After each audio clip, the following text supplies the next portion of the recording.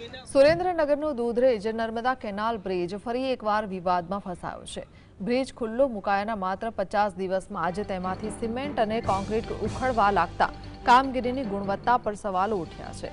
પૂર્વ ધારાસભ્ય નૌશાદ સોલંકીએ કામગીરી સમેત ભ્રષ્ટાચારના આક્ષેપો કર્યા હતા, જે હવે સાચા સાબિત થઈ રહ્યા છે। ગાંધીનગરની ટીમોએ તપાસના ધામા નાખ્યા છે, ત્યારે નર્મદા વિભાગના અધિકારીઓએ આને રૂટીન ચેકિંગ ગણાવી કોન્ટ્રાક્ટરનો બચાવ કરવાનો પ્રયાસ કર્યો છે।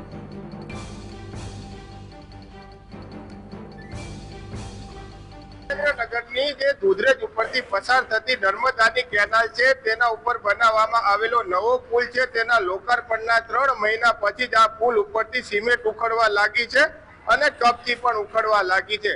આ સમગ્ર ઘટનાનો રિપોર્ટ છે તે ગાંધીનગરના દ્વાર સુધી સુરેન્દ્રનગર શહેરના જાગૃત નાગરિક દ્વારા કરવામાં આવ્યો છે, ત્યારે હવે આ અંગે તપાસનો ધમધમાટ છે તે શરૂ કરવામાં આવ્યો છે। આ સુરેન્દ્રનગરની મુખ્ય દૂધરેજ ઉપરથી પસાર થતી નર્મદાની કેનાલ છે, તેના ઉપર અંદાજિત 2 કરોડ રૂપિયાના ખર્ચે આ પુલનું નિર્માણ કરવામાં આવ્યું, પરંતુ જ્યારથી આ કામ ચાલુ હતું ત્યારથી આ કામ છે તે વિવાદમાં રહેતું હતું। એજન્સી સામે પગલા ભરવાની પણ હાલમાં માંગ ઉઠવા પામી છે। Fazal Chauhan, GSTV news, Surendranagar.